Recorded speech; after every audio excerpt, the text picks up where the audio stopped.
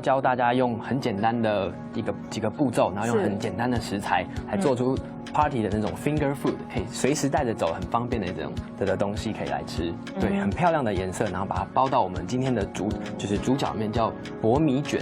薄米纸就是一个越南的生春卷会用到的一个食材。哦，薄米卷可能你们还不知道那是什么，我也不见得知道。但是你待会儿来看看哦，我们花田呢要跟大家介绍这个。其实我们如果上这个越南餐馆的话，就会常常吃到他们这个那种凉粉的感觉，有点像生春卷这种东西。好，那我们先来介绍一下这个薄米卷，因为它看起来好像是一张很像塑胶的东西。对，我刚才也说像塑胶片一样。对，那其实它是用素薯淀粉来做的，那把它烘干之后就变成这样的，就是可以比较好保存的方式。那因为薄米卷如果就是因为虽然是生食，但是我们如果用手套的话，可能会粘到这个薄米纸。哦，花田现在刚才手洗得非常的干净哦，先洗好手了，所以等一下这些食材我就直接用手来把它摆到里面去。那首先呢，就是我们先用薄米卷沾上一点水。这个沾水的方法呢，也大概跟大家示范一下，不是说像我的话，我会觉得如果是用那个喷水器的话呢，你有没有试过？我之前都是直接倒上去，然后大概手再抹一抹，因为大家都是家里自己吃，所以就比较就是用手沾上水之后，它就会有点软软的了。那刚开始就是如果一开始不太会操作的话，可以稍微多一点水，但是它很快就会软化，所以要赶快把我们这些食材摆进去。好，那首先我们先放小黄瓜。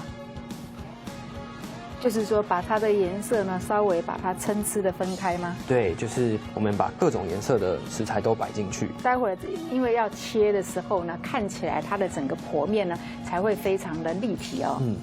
然后颜色很缤纷这样子。然后因为要是 party 的食物，那我们用比较轻食、比较清甜的这些像甜椒、黄椒这种食材来做搭配。那接下来还会再加上一点水果的甜味。那我们这次选用的是芒果，那一样把它切成条状，那一样把它摆到薄米卷里面。好，他在摆这个薄米卷，我会想到，其实像在这个欧美哦，很多那个酪梨啊，也是一个很好的这个食材，也可以把它包在里面哦。好，来看看这个切水煮蛋很方便，只要放上去，然后把它一压，这样一片一片就可以。哇，真神奇，要得诺贝尔奖的这个。那我们一样把它放上去。好。然后还有我们今天的主角就是也是芽菜，那我们这次选用的呢是青花椰苗跟紫高丽苗。那一样就是抓一点之后，把它弄蓬松一点，摆到我们的就是薄米卷里面。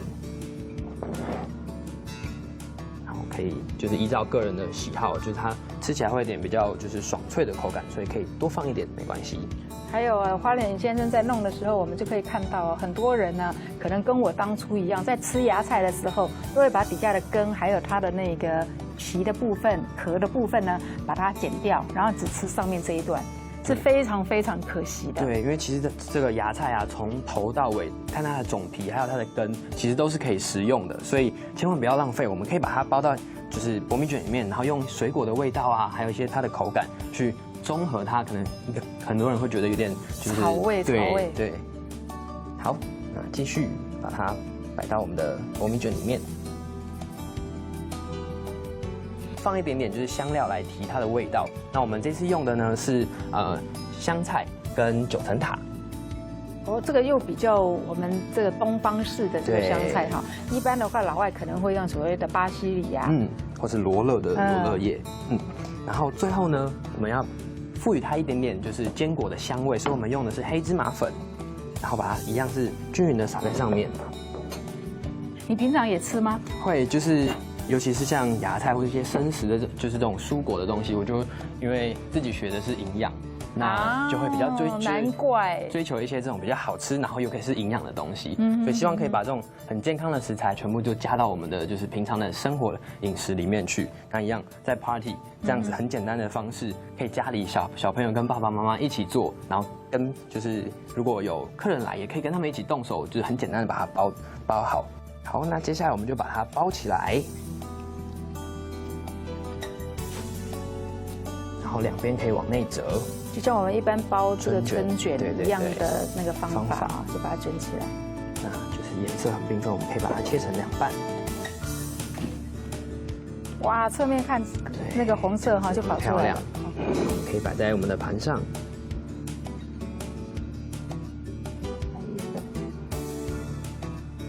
OK， 这样子很简单的就是薄米卷就完成了。